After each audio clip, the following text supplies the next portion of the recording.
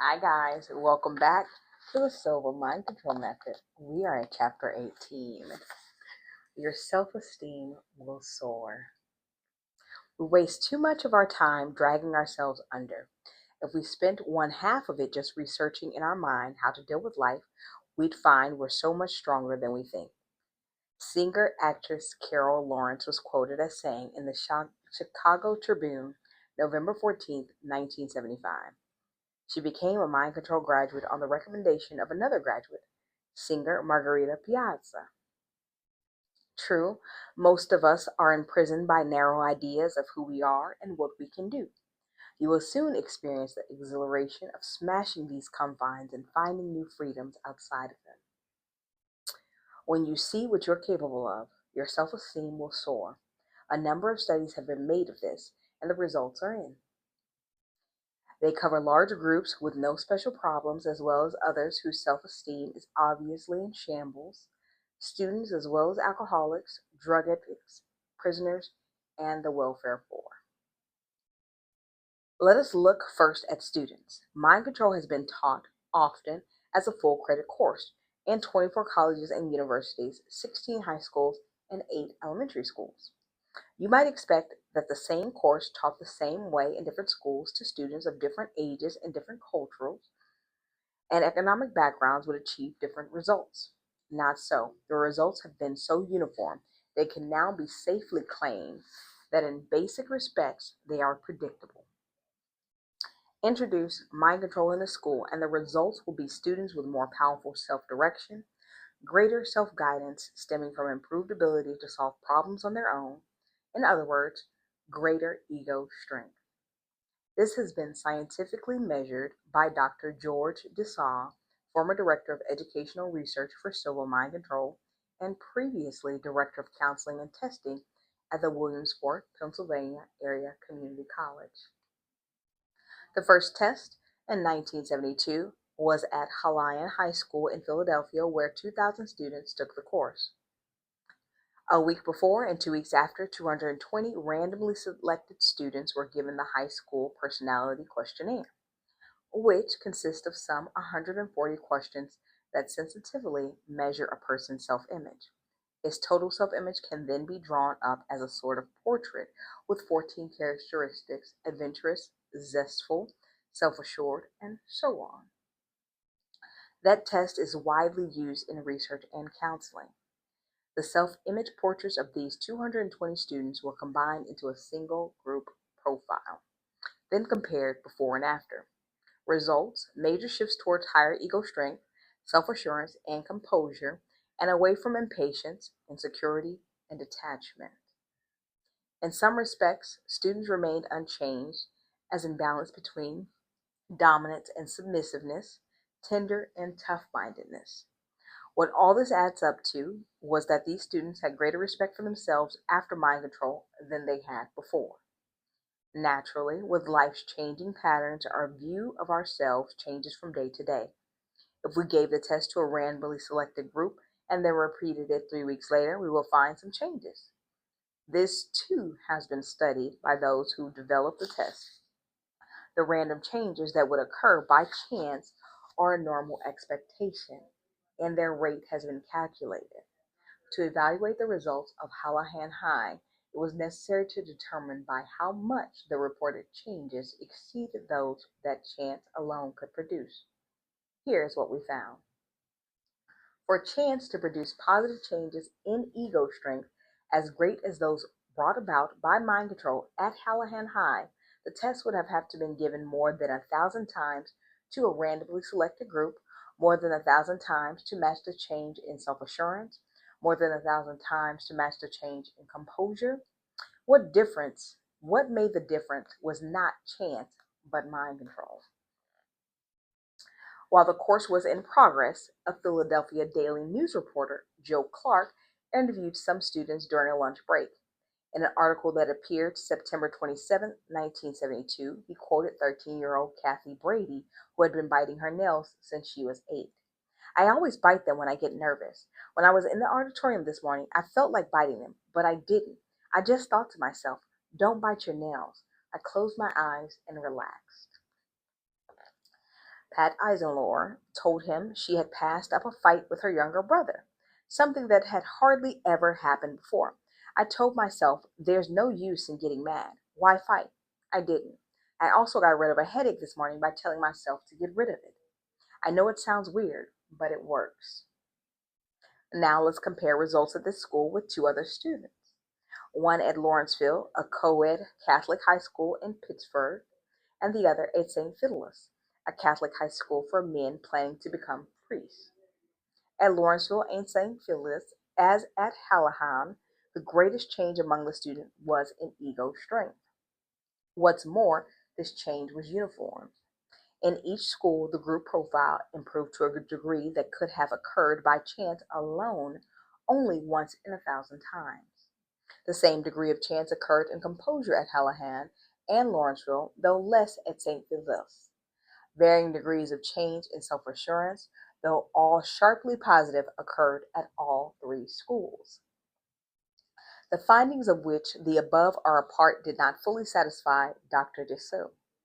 Although he was cheered by the positive results and reassured by the uniform pattern of benefits from mind control, something was missing. Tests of a group of 4, then 2 weeks after mind control training, did not indicate whether these benefits are of lasting value. Testing 4 months after the training would. Dr. Dessay did this at Lawrenceville and St. Louis. He faced some surprises.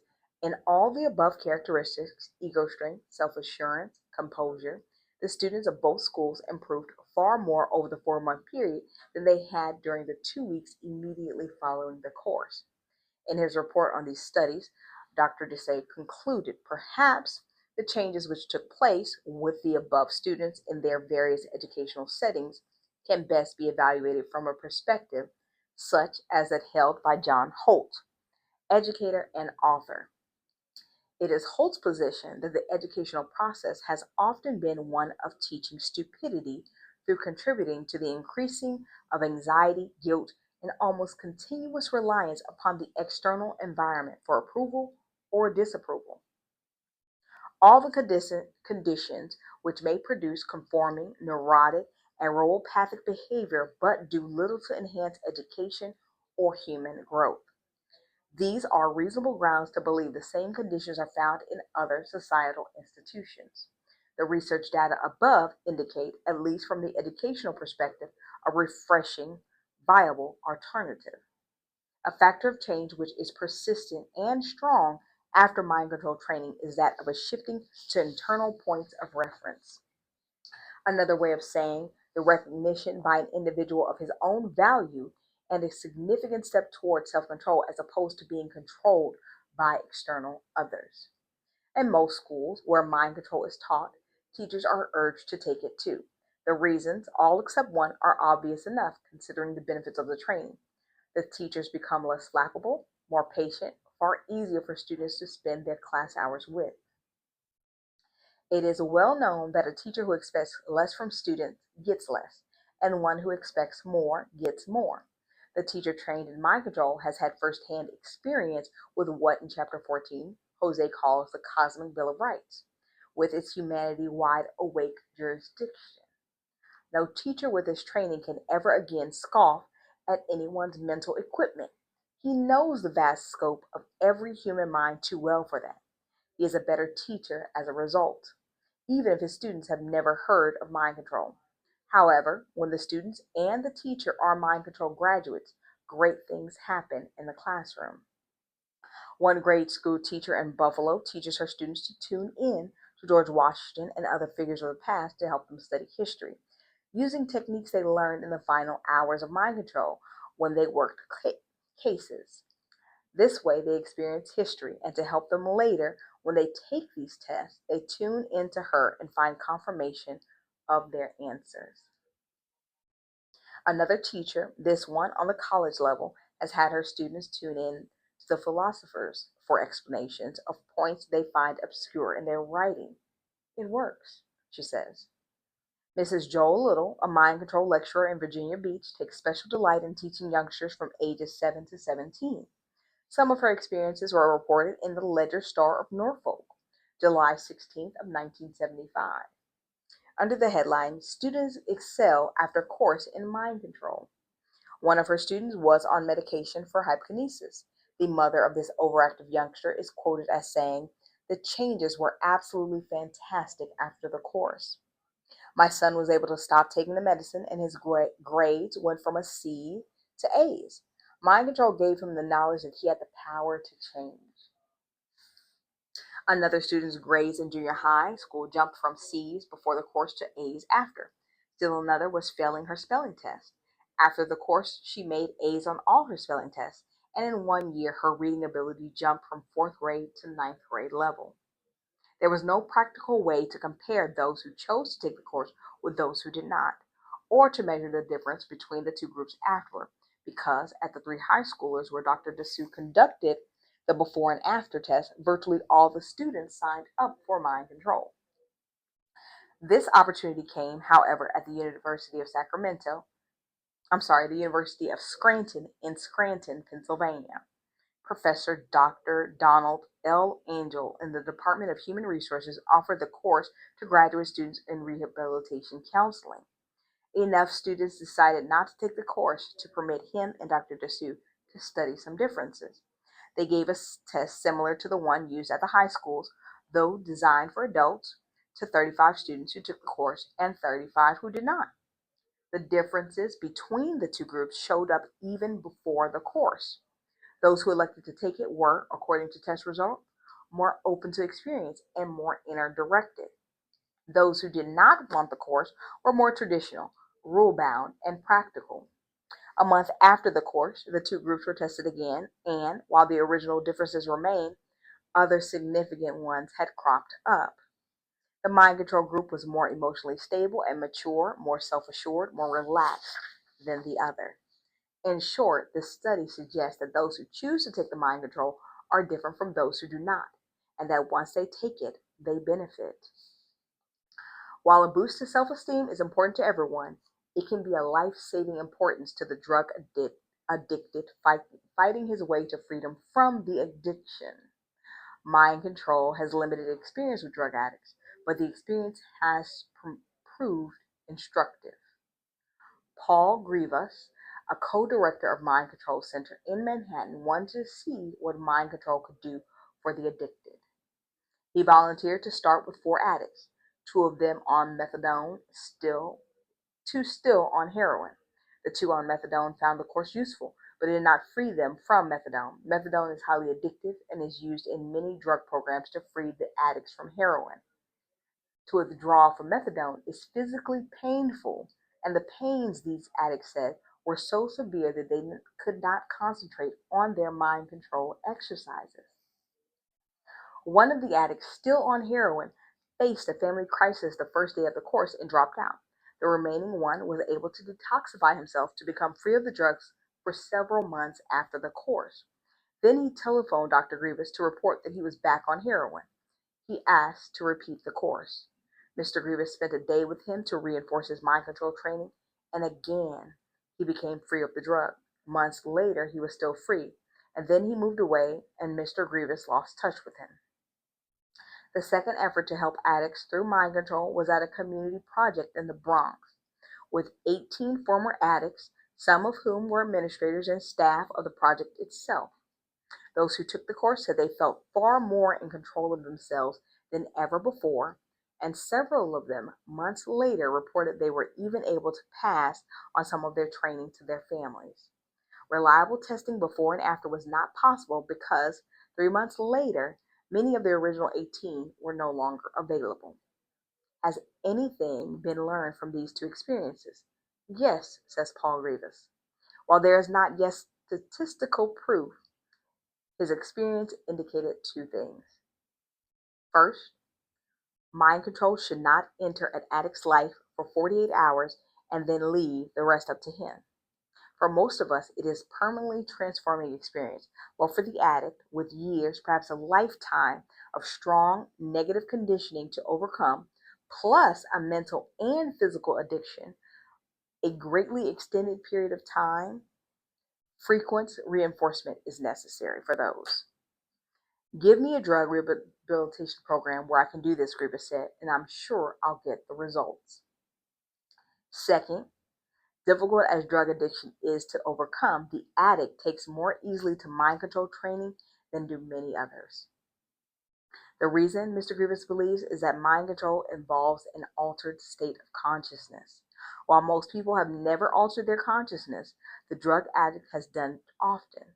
What he has not done before is enter a useful level of mind where he gains control instead of losing it. This is where mind control holds special promise for the addict. Although there have been no extensive studies in this area, there are frequent enough success stories from individual graduates to suggest that Mr. Grievous' confidence in mind control is well founded. Here is one graduate student who cured his own addiction in 1971. He is still clean. I knew I had a serious problem, an addiction to heroin, and how a course called Mind Control, which claimed, among other things, to help people eliminate undesired habits, was going to help me when I had already tried most drug rehabilitation methods, was beyond my present level of understanding. Skeptical as I was after going to psychiatrists and psychotherapists, methadone programs, and hospitals, I was willing to try anything. I was convinced I would not stay alive for 3 more years to my 30th birthday unless I stopped heroin use and the lifestyle it required to obtain up to $200 a day worth of drugs. A habit is nothing more than impressions on brain cells that have been reinforced by repetition, said the mind control instructor. Change the programming at the cause level, subconscious mind, he continued, and you change the behavior patterns at the effect level, the outer conscious dimension. It made sense to me logically, but my emotional levels were telling me I needed to use drugs to desensitize myself to life and the negative feelings I had about myself.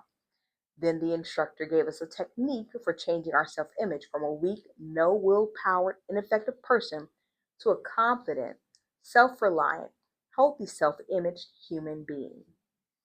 Still skeptical, but with a glimmer of hope, I began to change myself in my imagination at the alpha level. I programmed myself 3 times a day, morning, noon, and night. And then by July 20th, which was 30 days from the date of my initial programming, all desire for drugs would disappear forever. During the 30 days, I continued to use the drugs but decreased the amount used slowly, planning it so that I would be off drugs completely by my target date. On that great day in July, I stopped using drugs and have never used them since. It was not at all like the many times before when I would stop using drugs only to return a few days or weeks later. This time, my gut feeling was genuinely I had no desire for drugs. No willpower, no substitutions, no suppressing of feelings and desire. It worked. Free at last. Alcoholism, another addiction, is far more widespread than drug addiction and darkens many more lives, millions of them in the U.S. alone. Its victims also have a desperate need to overcome feelings of helplessness, failure, and guilt, to build self-confidence and composure to ease their return to health.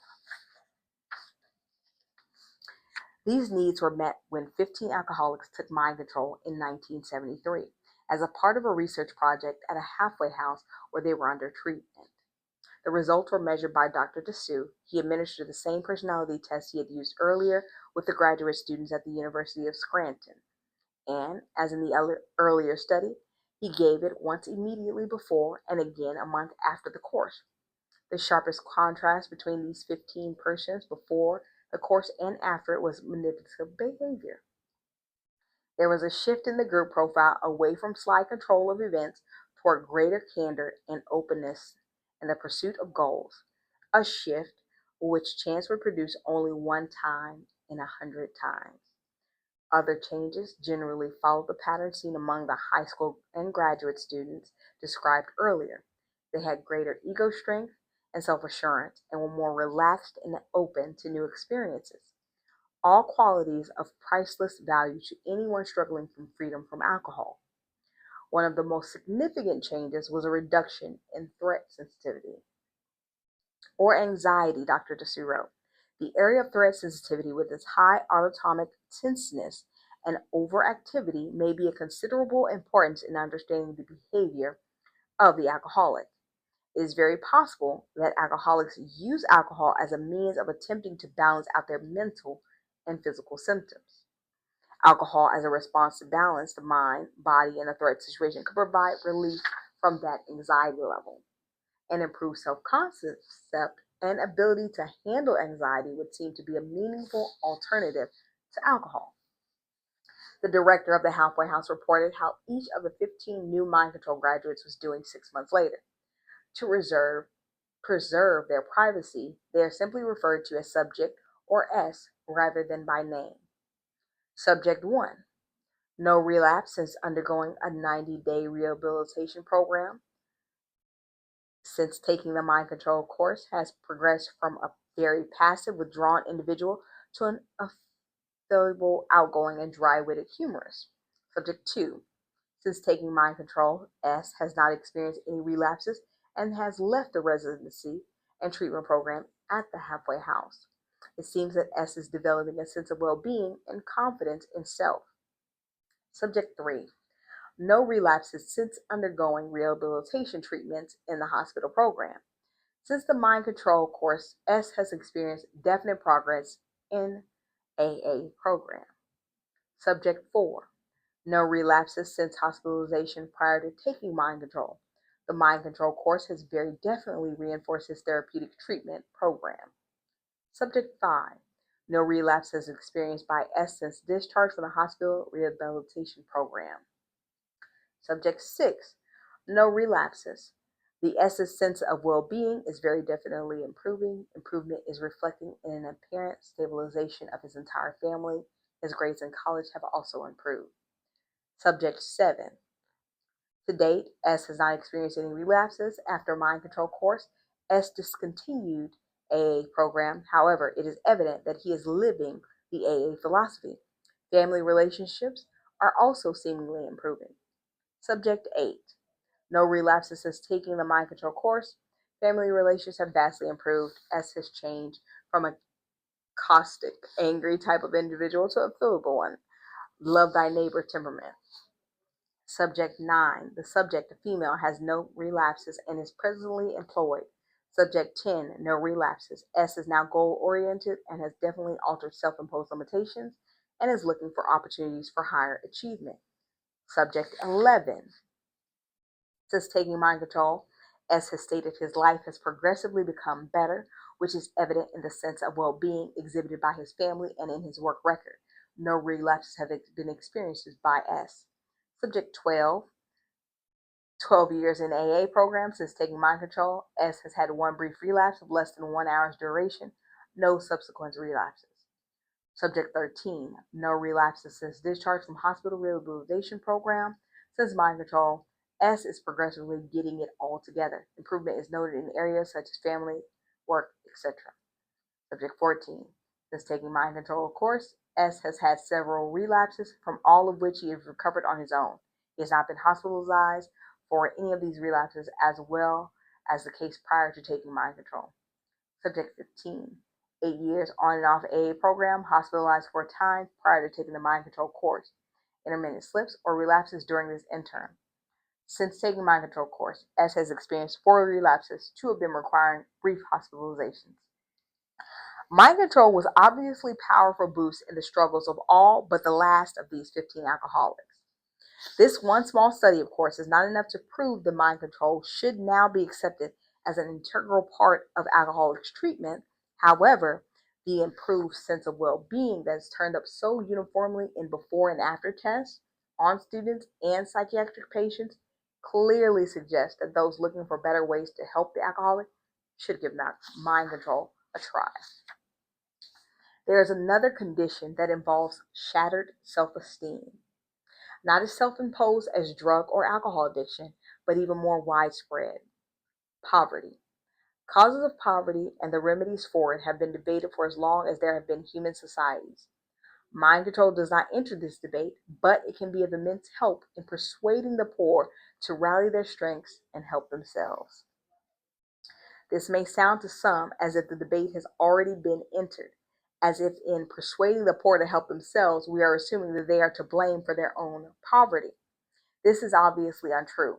but every poor person can help themselves break out of his confines when he finds in mind control what all others find, the greater ability to control his own life.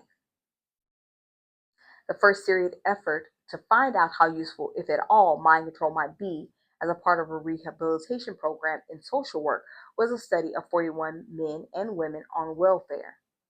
It was well known that a person who finds himself out of work suffers a blow to his self esteem.